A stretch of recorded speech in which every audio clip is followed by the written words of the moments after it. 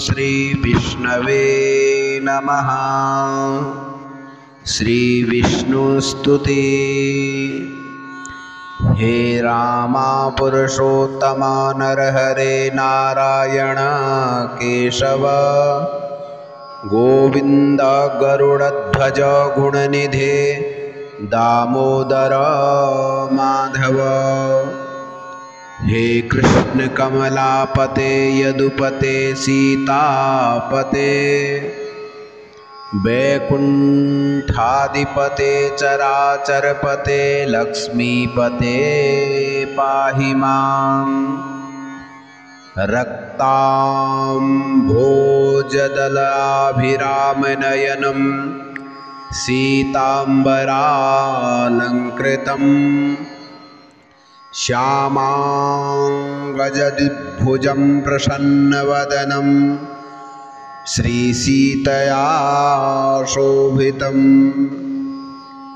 कारुण्यामृतसागरं प्रियगणैर्भ्रातादिभिर्भावितं वन्दे विष्णुशिवादिसेव्यमनिशं भक्त्येष्टसिद्धिप्रदम्।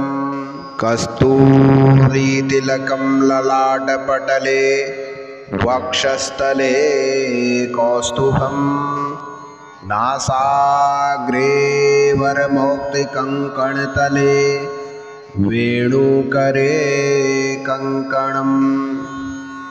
सर्वाङ्गे हरिचन्दनं सुललितं कण्ठे च मुक्तावली गोपस्त्रीपरिवेष्टितो विजयते गोपालचूडामणि।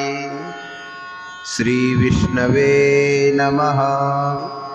इति श्रीविष्णुस्तुतिः सम्पूर्णम्।